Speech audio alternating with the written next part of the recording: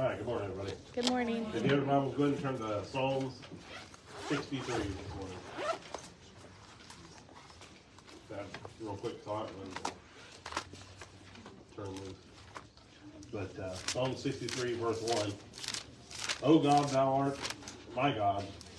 Early will I seek thee. My soul thirsteth for thee.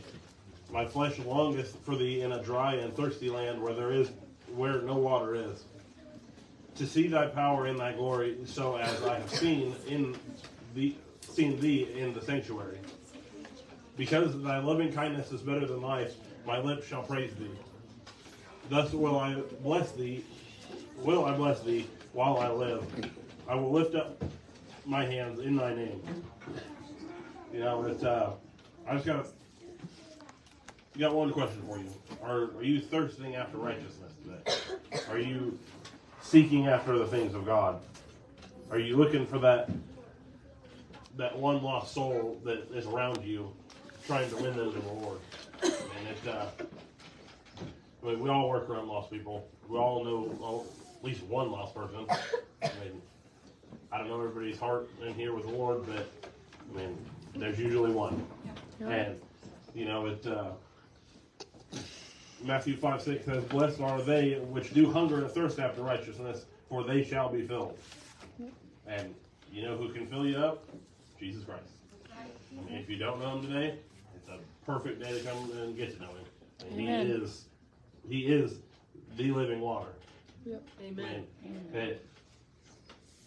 Every time I read it, it means a little more to me. The woman at the well, I think Brother Jeremy had just gone over that. But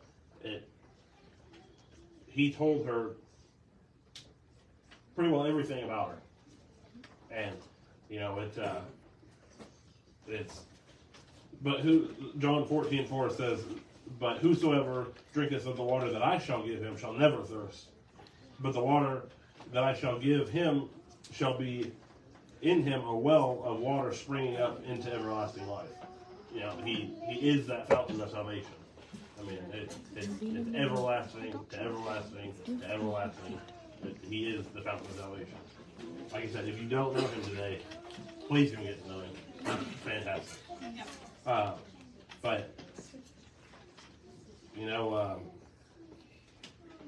And John 7:37, he says, "Let him come unto me and drink."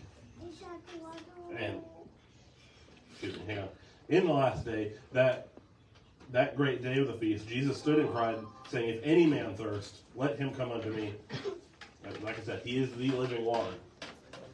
And people out here in the world, they constantly are looking for something to fill a void inside them. And a lot of people chase it with alcohol, they chase it with drugs. And you are not going to fill that hole until you find Jesus Christ. Amen. And I did it for the longest time with wine, lemon, and song. I promise you. That was my biggest thing was women. And it was, I ain't nothing pretty to look at, but that was my biggest thing. Is that was the hole I was trying to fill, was in my heart. But when I got to Jesus, I don't need to do that anymore. I have a loving wife that, she's perfect for me. The Lord, if I get one way, she's going to be like, no. I'm sure everybody's wife sitting here the same way.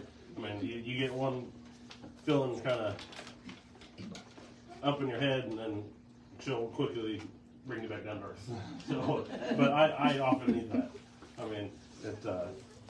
If I get maybe too arrogant, my wife's always there to be like, back it up.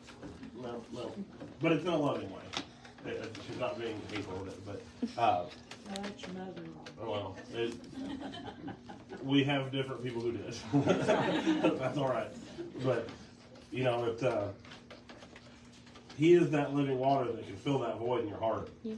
And I urge you today, if you don't know him, please come get to know him. We will all sit here and rejoice with you. He gives you that peace that passeth all understanding. We don't know everything here on earth.